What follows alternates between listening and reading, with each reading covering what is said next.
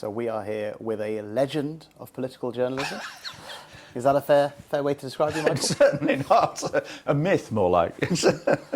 So what is it like being a political journalist? What has it been like all of these years being a political journalist? I mean, it's huge fun. And you also feel at times at the centre of events or close to the centre of events, less so now because I've sort of retired from the front line, as it were, but I'm still involved as a political journalist. And I think of all the areas of journalism, following politics is, it's like in the coal mining industry.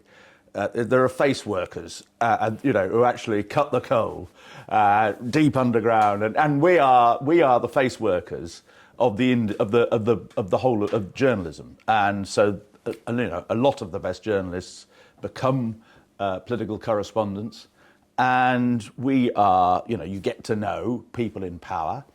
And journalists tend to hang around a lot longer than people in power. And people in power, if somebody will have a ministerial career, if they're lucky, of 10 years, I mean, there are exceptions, but 10 years really at the top. Whereas, I was lucky enough to be a political journalist, for about 30, 35 years. And you get to know a lot of the players. And in my case, I was a little bit more distant from the players than some of my colleagues who get incredibly friendly with them and go on holiday with them and have them to their houses. And I mean, there were one or two that I was really friendly with and used to take to football matches. But I always felt that many of my colleagues were too close, in a way, to the people they were reporting on, and that may have, coloured their reporting, and meant that at times they were perhaps a bit too kind to the people they were reporting on. So on that point then, Michael, can you be a neutral political journalist? Is there such a thing as a neutral, objective political journalist? It's tricky. I mean, we all have views. I found that over 40 years in television, it's absolute requirement that you are neutral, non-partisan, you don't express your views or even give a hint of what your views are. I found that there came a point where I didn't really have views on many issues, and that helped. Because you spend your life saying, well, on that one hand, the government say this, on the other hand, the opposition say that, and so you see both sides to every argument, or often there are many sides to an argument, and so it then becomes harder, I think, to have a definite view on anything. I always say that broadcasters over time probably have fewer and fewer views on things, whereas if you are, say, a newspaper columnist and you are required once a week or twice a week to come out with a strident column saying why X is good and Y is bad, you probably acquire lots of opinions over the years. Although, as Private Eye frequently points out, newspaper columnists sometimes acquire contradictory opinions and say something that was totally opposite to what they said 6 months ago. So, the whole question of bias in broadcasting is one that's fascinated me. And I certainly felt on Channel 4 News, where I was in the teens, not that long, 10 years ago, a bit less actually, that we were too left of centre, too anti-Brexit, and this showed at times. And that the problem was that we all came from, nearly all of us came from middle-class backgrounds. Virtually everybody had gone to university. We had lost touch with much of our country.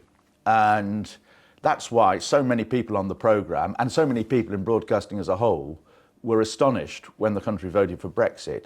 Whereas I wasn't so astonished, because I'd spent a fair bit of time going around the country and going to a lot of these places where people voted strongly for Brexit. But I felt there was I was very unhappy about the nature of Channel 4 News as a programme, and it was a problem elsewhere as well.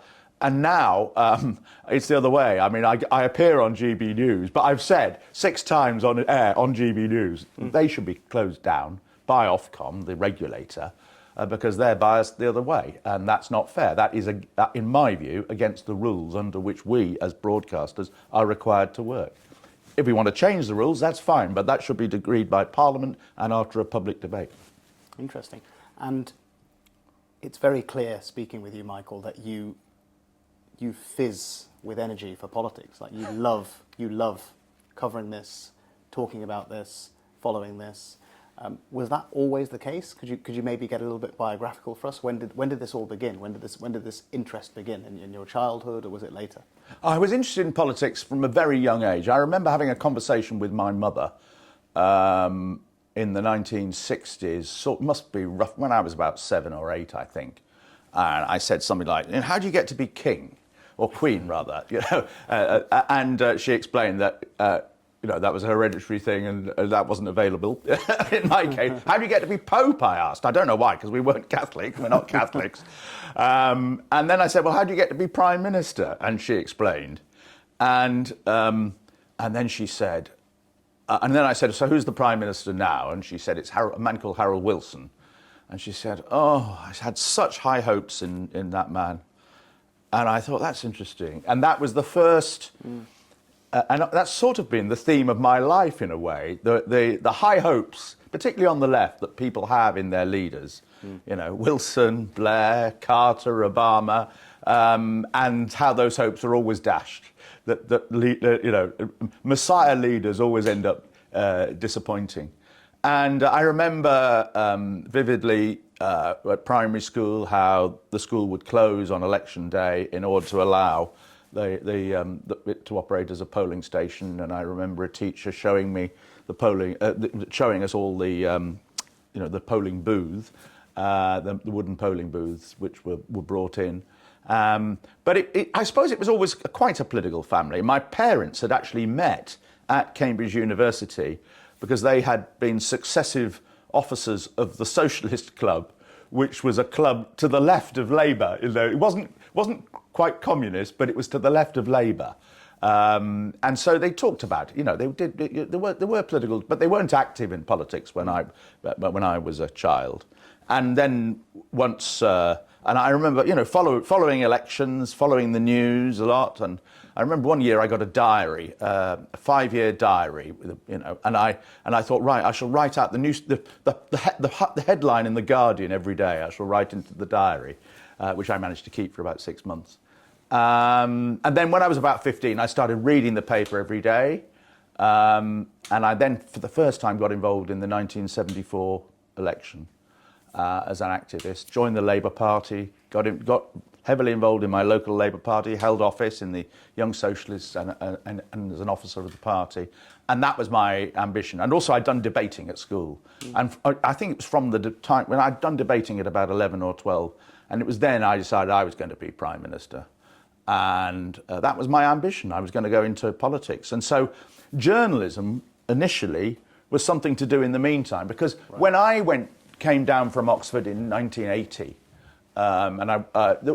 there weren't really that many jobs in politics. MPs didn't have loads of researchers and advisors. There weren't all these think tanks that there are now. You could have got a job with a trades union, I suppose, but there was a lot less scope. So you had to go off and do something else. And for me, the something else was journalism. Yeah. But in the end, I decided I actually preferred the journalism to going into politics. And there did come a moment in 1990 when I was, 32, when I was approached about fighting a by-election in Liverpool, in Merseyside, Bootle, and by two people who later became quite senior ministers, about would you like to be the candidate? Because they were looking for somebody who wasn't on the left and to help win the by-election. And they said, you've got to tell us by tomorrow night. And I had a chat with my then wife. She'd worked in Liverpool and didn't really fancy going back. And this Bootle was the safest Labour seat in England at that time. And I knew this was the sort of key moment in my life. If I said yes, then, well, I may not have been selected as a candidate, but it would have been at the start of a road. And actually I said no. And I realised if I wasn't going to go for Bootle, I didn't really want it. And that was liberating, because so for then on, it was journalism and nothing but. And it meant that I wasn't constantly thinking, I better be careful how I do this piece for ITN, because the Labour Party might not like it, which is appalling, really, that I did that I was actually bias myself in those early years. And I don't suppose it showed that much, but whereas after that, I was truly independent, and I had a great time. And looking back now at that by-election decision you faced in your early 30s, any regrets? Occasionally. I mean, quite a few of my Oxford contemporaries, achieved high office in politics. Well, Theresa May became Prime Minister. And indeed, I knew 3 Prime Ministers at Oxford, because I knew Benazir Bhutto, who went on to become Prime Minister of Pakistan. Everybody knew that she would become Prime Minister or President of Pakistan one day, as her father had been. And I also knew a chap called Malcolm Turnbull, who not that long ago was Prime Minister of Australia. In fact, I knew of the 3, I knew Malcolm the best. And quite a few others held either cabinet office or high office in government. So, and William Hague I knew as well. In fact, William Hague, I gave his first speech in the Oxford Union as an 18-year-old, and he was a brilliant speaker then, as he still is. But I think overall I've had more fun. It would have been nice to have made a few decisions, and and I regret that. I mean, a lot of politics can be frustrating. And a lot, particularly ministerial office, can be very frustrating. You realise that you thought you'd achieved a powerful position, and actually it's higher up than you. And even when you become Prime Minister, you think you're in a powerful position. And as we've seen with successive Prime Ministers, they're actually powerless to make much difference to many of the key problems of our time. But I do feel a bit guilty that I haven't, gone into public service really, and because especially now, because I think that we are in such a dire situation, not just in this country, in the world as a whole, that it does need dedicated people to go into public office, either as politicians or civil servants or in local government or in some way or another, and instead of which I think too many people of these days are attracted by high-paid jobs elsewhere. And that's sad. We need the best and the brightest and right at the centre, actually working out the complex solutions to our problems. And all our problems are interlinked. That's the problem. That's the difficulty with it. We need the equivalent of John Maynard Keynes in the throughout the first part of the 20th century, The Economist, or the equivalent of Churchill. People who have got the vision and the ability to see their way through problems and to achieve the consensus and the coalition to get them resolved. And so that's if I'm going the rest of my life, one of the things I want to do is my bit for getting more good people into public life. Brilliant. And the journey you've shared there, Michael, you told that story about asking your mother, how can I become king? How can I become pope? How can I become PM? Boris Johnson, I think, had a similar series of questions. Yes, right. He wanted to be world king. Yes, king. I wasn't as ambitious as him. So that conversation, you were what, 6 or 7 or 8 years old? I think you said 7 or 8, I'd say. Yeah. So that's very interesting. At 7 or 8 years old, you ask those questions. Where do you think that comes from? That's an interesting question to be asking at the age of 7 or 8. What do you think's going on there? Well, and what lessons does that suggest for other young people who are thinking about what they want to go and do in the world? Well, I think in my case it was because my parents were quite political. They'd met at Cambridge in the Socialist Club, although they weren't active in politics when I was a child. And I suppose I was curious about the world and the way it worked, and of course that is a key component of journalism. And one of the most interesting things, and one of the most formative things in my life, and it's hard to believe this happened now, but when I was 4, we lived in a little village in Northamptonshire at that time called Stoke Bruin. It was a canal village, still is. It's now quite famous as a canal village, but then it was a fairly quiet place. And there were no sewers in Stoke Bruin, as was true of much of rural England. And in the summer of 1962, when I was just 4 years old, suddenly these huts turned up on the village green, and all these piles of pipes and other and machinery and digging machines and hydraulic drills and so on. And the men had come to install sewers in our village, up and down the streets and to every house, and the next village as well in Shuttlanger. And the men turned up and started digging trenches in the roads. And I was utterly captivated by this. And and believe it or not, I went out all day, this was before I was at school. I went out all day, every day, from 8 o'clock in the morning till 4 o'clock in the afternoon. And Saturday mornings, they worked on Saturday mornings as well. My mother provided a lunch in a sort of plastic box.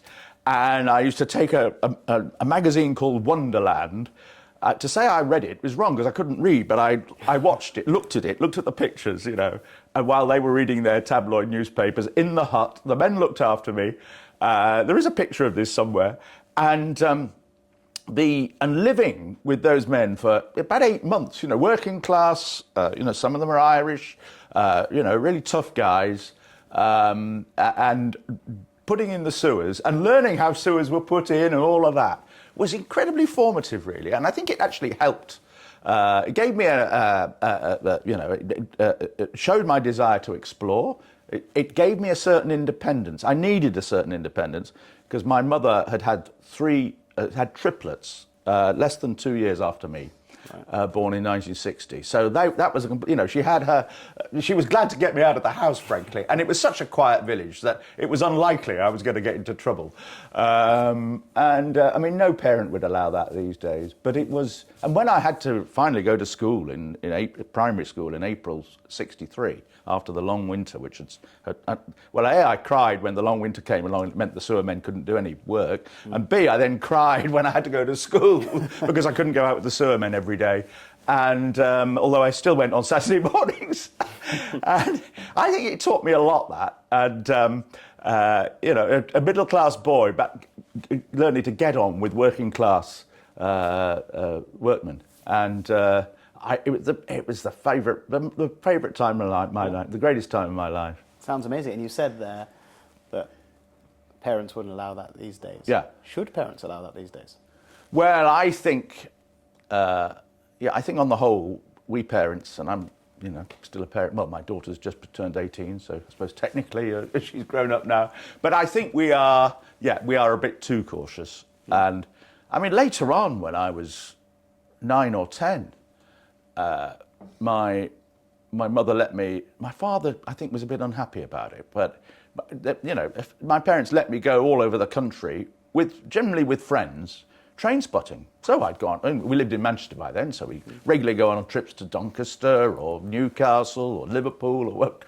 We were up and down the line to Crewe all the time, and we'd be walking around railway sheds as well. Nobody would stop you. You could walk around a locomotive depot, and very rarely did anybody throw you out. It was a different world then. I mean, kids got up to all sorts, and you'd regularly wander out into the countryside all day, and your parents had never had no idea which direction you'd gone in. There were no mobile phones. I mean, it was, and we learnt to live on our own and to survive. I mean, I suppose every now and then some poor kids did suffer. I mean, the Hyde murders were not that far away from where we lived, but it wasn't. It didn't worry my parents, and I don't think it worried most other parents in those days. And you've talked about your upbringing, you've talked about the journey to discover your passion, your interest in journalism. If you're a young person today, what steps should you take to ultimately succeed in life and to live a life that you want to live? What in a practical sense, what should they do? Well, I've been a great believer that I'm living life to the full, and that is, I tend to do lots of different things at once. In fact, funny enough, over the last few days, I've been making a list of all the different things I'm doing now, that I'm in this sort of period of semi-retirement. I think there are about 10 different, tasks I'm doing. And that I've always been like that. I've been sort of driven. I sort of have this thought, I'm only going to live to, well, obviously, the longer I live, then the longer I've got. But, 80 or 90, and I've got to make the most of it. I've got to justify my existence. I am very much driven by that. I'm not a religious person at all, but that's what drives me. And also, I just enjoy so much. Yeah. I mean, I'm essentially an optimistic, positive person. I do have my moments of being down and so on. I love exploring, I love going places, I love speaking to people. One of the keys to, well, actually the key to journalism is speaking to people. There's only so far you can go just sitting in an office and looking at what's on the computer, or even making telephone calls. Actually going to places and speaking to people in their localities, out or in their places of work, their factories or whatever. And you come across stories that you never even imagined were there by doing that. And I mean, the whole theme of my life is being constantly on the move. And, so I was on the move, with the sewer men, and then as a train spotter, and then I became a big football fan, going to every Manchester United match, home and away in this country. I'm an obsessive as well. And then later on as a television reporter. And I was constantly working out ways. How do I get out of the office? How do I go to Lancashire or Cornwall or wherever and explore, really, and meet people and put together a film? I've been so lucky, and I've had so much fun and enjoyment, while at the same time, I think journalism is also doing quite a useful job. I mean, real serious journalism, the kind that I was mostly engaged in, you're fulfilling the role of holding people in power to account. I mean, that may not be the case if you're a fashion journalist. And one of my criticisms of sports journalists is that they don't do enough holding people to account where they should. Maybe people in the arts world, it's less so. But the frontline serious and political journalists, foreign affairs correspondents, we do spend a lot of our lives, reporting on things that often people in power would rather wish that we didn't. And that's our duty, and we fulfill a service like that. But I think as journalism is hitting very hard times now, that is becoming more and more difficult. And you said there, I mean, not to get too philosophical, but you said there that you feel the need to justify your existence. Why? I don't know. That's just what drives me. And I find it very difficult to have a complete day off. I mean, even when I'm going to football matches, on the way, I'll be reading stuff. Some of it will, mostly magazines of a political nature, and news magazines, or the newspaper, and I'll be. I don't spend as much time on my phone as some people do, but nonetheless, I'll be seeing what the latest news is on Twitter, and it's very rare that I have a full day off where I'm not doing anything that is journalistically related. And I'd feel guilty in a way if I did. And people, members of my family say, can't you just relax? I mean, occasionally I relax. I mean, we've got an allotment. I go down there. That's a way of relaxing, and I go swimming a bit. But those are your safety valves. Yeah. And you alluded there to the challenges that journalism is facing. What are your hopes for the future of journalism? Well, how do you think it can reinvigorate itself? I think the problem with journalism now is that the model is collapsing. The different models are collapsing, and this is largely revolves around advertising. That people find it much easier to advertise online, on the internet, through social media and all of that, than they don't want to advertise anymore in newspapers. They want to advertise less on television and on traditional radio, and that means that the income the newspapers have and broadcasters have is a lot lower, and that's meant that large numbers of local newspapers have just ceased. I mean, vast areas of this country don't have a local newspaper anymore, and that means that the people in power locally, the local politicians and other people of powerful people, are not being held to account at that local level, and that is bad news, because that's how you end up with corruption and misdeeds and so on. And the same is true, but less so on a national level. We are following foreign affairs stories a lot less. I mean, there was a time when a newspaper like the Daily Express would have 20 correspondents around the world. I don't think any newspapers have that number of correspondents anymore. They often rely on local stringers, journalists from that country who are there all the time to report back. Well, that gives a different perspective than it would be if a British person went out there.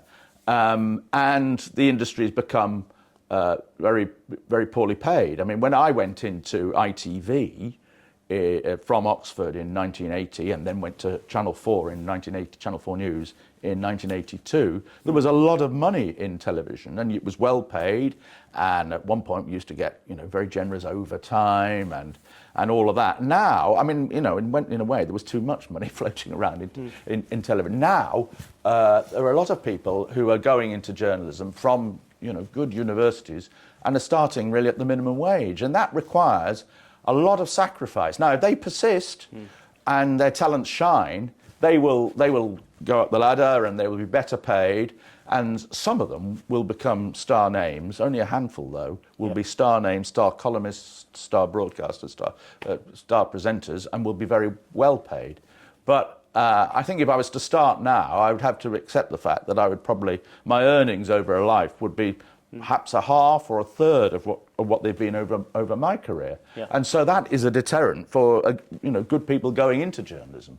And this is good news, actually, for the people who are crooks and who are corrupt or who are incompetent or indolent, or and because it means they've got less attention on them, and they will be able to get away with a lot more. But it's bad news for us as a society. Journalism is one of the key checks and balances in our society. I mean, we're not the only one. The law is obviously an important one. Parliament is an important one.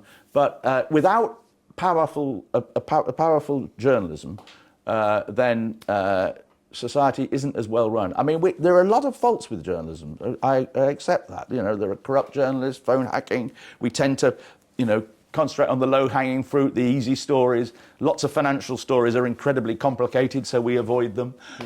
We tend to operate in packs, all doing the same story, which I've tried not to do. I've always said, if everybody else is going over there, I'll go and look over here and see what's going on here. Yeah. But having said all of that, there will always be a need for people to report on what's going on in the world, the reporters, and the people. The need for people to analyse what's going on in the world, to explain why something's happened, to speculate about what's likely to happen next, and preferably to operate as specialists, because the way to do good journalism is to concentrate on it, make an area your own. The way to get on in journalism, I think, is to try and find a field that there aren't many specialists in. And if I was starting again, or indeed my advice to anybody starting as journalism, what are the things that you're interested in? What are your hobbies? I mean, to me, politics was a sort of hobby, and that was why it's natural for me to go into politics. But I mean, your hobby might be football. Okay, become a football journalist or sport or whatever. But and it's a way in. I mean, languages is another way in, because often, although less so these days, but if you're fluent in a certain language, that's a good step to being a foreign correspondent. I mean, at my old school, Manchester Grammar School, we used to do Russian. I did Russian. A lot of us did Russian, and a hell of a lot of the boys who did Russian at my old school went on and became correspondents in Moscow, simply because there weren't many Russians. I mean, Martin Sixsmith, the former BBC correspondent there, is a good example. There are several others as well. So specialise, and the other piece of advice I'd have to people is be constantly building your bank of contacts. I mean, I'm obsessive about that. I mean, I collect people's telephone numbers and their email addresses now in the way that I used to collect train numbers when I was a boy. And, in my phone, I've got 16,000 names of people. Admittedly, some of them are dead. I always put it in that they're dead just to remind me that they're dead. But say 15,000, and what it means is that if a story breaks, I can ring I've got a whole load of people I can ring straight away. I'm not scrabbling around trying to get their phone number. Whereas my rivals may not have may have to spend 10 or 15 minutes getting hold of people's phone numbers. So it gives me a 10, 15 minute head start on them. And every day I put a bit of work into improving my, phone contact list, and it pays off. And and also I'd say, remember, I mean, if you're at school or university, there will be people there who are going places, and it's often clear that certain people are going to do well in life. Yeah. Well, keep in touch with them. Because when it comes to when you're 50 and you're a reporter on something or other, and they're a member of the cabinet or a leading businessman or so and so, they will be an extremely useful person to know. But you can't leave it 30 years and not have any contact with them. So you should keep in touch with them over the years, even if you don't particularly like them. And I've done that in certain cases with people from my past, and others I regret that I didn't keep in touch as assiduously as I should have done. So that's specialise and keep in touch with people. Keep people's contact details and numbers. And the great thing now is that people have one mobile phone, which I think in many cases now people will have the same mobile phone for life, and the same the email. Certainly they have them for many, many years, whereas in the early days of mobile phones, people's mobile phone numbers changed every 6 months. And you also, in those days, you always collected people's home numbers, but that was no good because then they would move house. So it was much harder in a way keeping in touch with people. But it's the key to really talking to people is the key to being a good journalist. And actually, despite everything I've said, and you may find this hard to believe, I'm quite a shy person.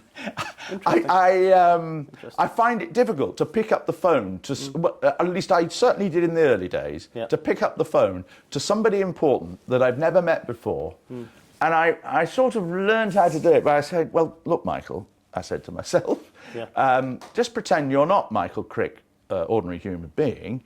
You are Michael Crick, working for ITN or the BBC, and you have a duty to do this, don't you? And that's how I overcame it. But it doesn't mean they always spoke to me. But I mean, ideally, you want to go and speak to people face to face. Nothing beats face to face. Going to places and seeing them, or wandering around the Houses of Parliament, which I did later on. But there's always this dilemma, because with contacts, in that you can get too close, you can get too friendly, and then what happens when you've got to say something nasty about them, or they're in trouble? And there were I avoid. On the whole, I avoided making friends in politics. Right. There were probably half a dozen MPs who'd come to my house at any time, or a party, but that was quite a low number compared with some of my colleagues. I mean, some of my colleagues, would have parties and chock-a-block with members of Parliament and ministers and so on. And I think the way I did it was, in other words, keeping a certain distance. But there were one or two cases where, there was a well-known Conservative minister who was always getting into trouble, and and I remember Newsnight wanted me to do stories about him. I said, I'm sorry, it's got to the stage where I'm too close to him now, and we go to football together, and I don't think I'd be right, and you ought to ask somebody else to do that. But there were so few examples of that it didn't matter. But it's tricky, especially if they're people that you've known since school and university. In other words, you knew them since before they were in politics. You used an interesting word earlier, Michael. You said rivals. Yes. Are you a competitive person? Yes, but I definitely. I remember when I was a correspondent in Washington, constantly calculating, how do I get this back before the BBC, back to Washington before because didn't use satellites so much then. So how do I get this back to Washington before the BBC guy does? Yeah. And working out a series of flights that he probably hasn't thought of. And getting, worrying that the other side would get to the story first. On the other hand, if somebody, I do, particularly with younger journalists, I do actually love saying, well, what are you working on? Have you thought about speaking to someone? If I were you, I'd speak to this person because they're very helpful. I wouldn't bother with them. And you ought to look at this. And I sort of, I suppose in a way I'm showing off, aren't I? But I do think I have a duty to help. Well, it's not so much the next generation, it's about 2 generations now coming into journalism. And, there are a few people who helped me. Yeah. And when we were on the programmes the big programmes I worked on were Channel 4 News, Newsnight and Panorama. And on Channel 4 News and Newsnight, there was a spirit of cooperation, and people would say, oh, you're working on this, you should try so-and-so. That kind of spirit, and here's his number, or whatever. And open a few doors for you. And yeah. And whereas on Panorama, there was much more internal rivalry, and it was a nasty atmosphere on Panorama. I was only on it for 2 years in the early 90s, and it was an amazing number of big names working for the programme at that stage. But there'd be sort of a team of a producer and a reporter working together, and if some other team of reporter and producer did a programme that was pretty mediocre, there would almost be a sort of atmosphere in the office, that wasn't very good, and I thought that was awful. So that's why I didn't last very long on Panorama. I soon moved. but you're competitive in the sense that you want to do well, but not at the expense of others. Well, I mean, inevitably, if you do well, it is at the expense of others. But I think, I suppose the answer, what I'm saying is that when I was on Channel 4 News, I always wanted to beat Newsnight. When I was on Newsnight, I wanted to beat Channel 4 News, and that's part of what you're supposed to do. Yeah. On the other hand, it still wouldn't stop me if I bumped into somebody from the other side, maybe giving them a bit of advice and them giving a bit of advice back. And again, that's another of the tensions. To what extent should journalists cooperate together? And I think that in Parliament, there's a thing called the lobby, which is all the journalists who are assigned to Parliament, and it means they can wander around the building and talk to everybody. Yep. And I think at times there is too much cooperation and collaboration between them, to the extent that they all end up saying the same thing. Sort of hive mind. And I didn't like, when I worked in Parliament, I didn't really like that sort of lobby atmosphere. I felt it was anti-competitive, and I took the view that if that's what they're all saying, there must be another side to this story, and I'm going to try and find out what it is. And that is quite a good rule in life, that there generally is another side to every story. And that's similar to the other rule I have, is that there's generally a lot more than meets the eye on stories. And if you delve, you will find other interesting stuff related to this story. And it may make it much more complicated, but it also often makes it much more interesting. And I think, keep digging on a story, and don't always take everything don't always assume that the story is as it's immediately presented. Interesting. And we've got to look at the current situation. Yeah. So you mentioned politics is challenged. Yeah. We live in interesting times. Yeah. Donald Trump has been re-elected in the US. Yeah. In the UK, according to the polls, we seem to have the strongest challenge to the two-party dominance of Labour and Conservatives for many years. What are your predictions for the next 4 years? What could we see something seismic in 2029? Do you think the two-party system will stay intact, or do you think something unexpected perhaps could happen? Well, I was talking to a friend of mine, Tony Travers, who's a very distinguished professor at the London School of Economics, who's been around a long time. And he said to me, do you realise, Michael, we are probably right in the middle of a serious realignment in British politics, like the 1920s when the Labour Party replaced the Liberal Party. And it all happened very quickly, in about 5 or 10 years. And he made the point, well, it's not clear quite how this is happening, but it looks like it might be happening. I mean, it could be simply that Reform replaces the Conservatives on the right, or it could be that one of them takes over the other, or there's a merger between the parties, or it could be that they challenge and they ride high and do well in the polls as they're doing now, and then for one reason or another it all fades away. Sort of like the SDP. Yeah, exactly. I mean, the SDP were ahead in the polls in the summer of in 1981, I think it was, and then the Falklands War was perceived as a great success for Mrs. Thatcher and the Conservatives, and they faded away. And also the SDP, they couldn't agree with the Liberal Democrats, or the Liberals rather, as they then were, about who was going to fight what seat. And that was a problem. And I mean, I've said this, I was actually doing a broadcast last night where this whole question about whether Reform and the Conservatives should merge, and how apparently conservative activists,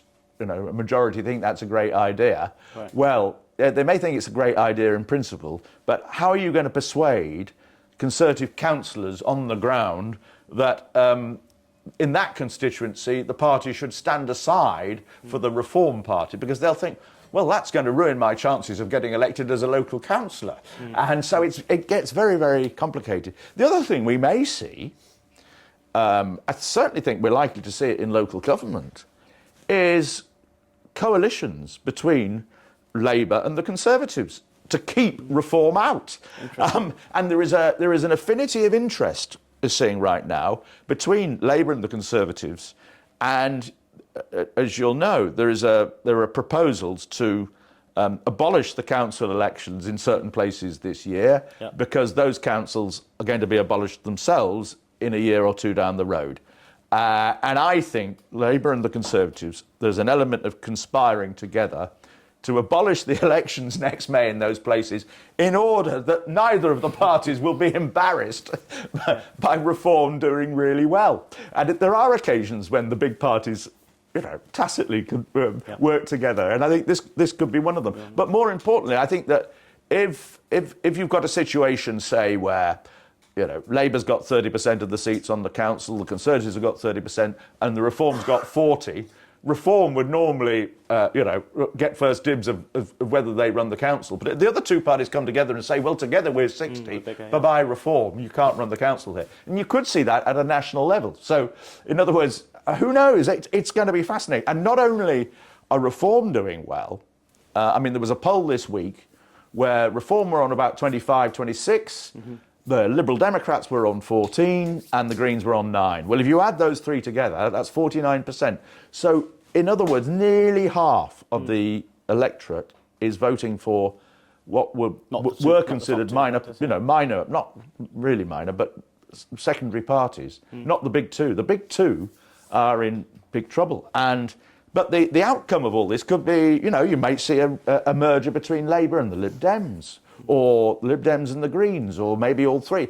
I think that we could well be seeing something along those lines here. And of course, we haven't yet in this country had the turmoil that has occurred in other countries. I mean, in other countries, in America, for instance, the Republicans, who were sort of not that far removed from the Democrats 30 years ago when I worked there, and now become a much more right-wing party. Liberal Republicans have almost died out. Centrist Republicans have almost died out. The rhinos, as they're called by some. And in France, you've seen the demise of the Gaullists and the Socialists, and in Germany, the SDP are in big trouble. So much, and Italy. Well, Italy's always been chaotic, but in so much of the West, the old parties are in decline, and they have been replaced in many cases by more nationalistic, populist right-wing parties. Whereas the left has also made advances in some places, but not on the same scale. So interesting times ahead. So one last question, right, with a one-sentence answer. Who will win the next general election? I think actually Labour will be the biggest party. So they'll win it in that sense. But whether they'll win enough seats to actually have a majority, I don't know. I mean, as a general rule, we give, and when a new party comes in, they tend to win the next election as well. But, you know, things are so difficult right now. Labour is going to struggle to fulfil really almost any of its promises. I mean, this idea they're going to build 1.5 million houses, you can forget about that. Growth is going to be minuscule, and certainly growth per head, given the way in which the population is rising at about 1% a year at the moment, growth per head is going to be a real, in other words, growth per head is the measurement really of people's living standards. Growth per head is could easily fall over the 5-year parliament. So I don't say that with any confidence, but the Conservatives, seems to me, are doing a pretty bad job right now as the leader of the opposition. They don't know. Their leader, Kemi Badenoch, is not really making the impact one would expect, given the huge troubles the government's got. All the running seems to be made by Reform, but then Reform are not going to have it easy. I mean, if it gets nearer to an election, people, I think, will be much tougher on Reform, saying, well, okay, just explain to us how you're going to do all of this. How are you going to balance the books? How are you actually going to deal with immigration? You keep moaning about it, but what practical steps do you think you would take on all of the issues? And the other problem Reform has got is actually they've moved to the left on quite a few issues. Like they've been attacking the government over welfare cuts.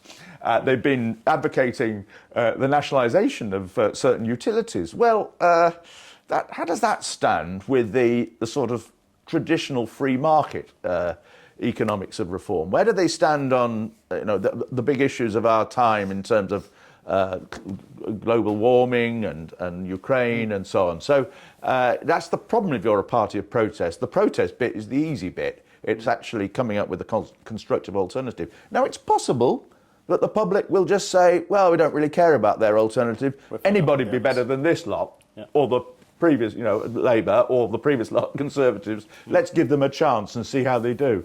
It's a bit dangerous, that. I think a Farage government would be utterly chaotic. He tends to fall out with everybody. I mean, I've written a book about Farage, so I know about a lot about it. One party after another. Yeah, and I think it would be the most chaotic government, even more chaotic than the Liz Truss and Boris Johnson governments.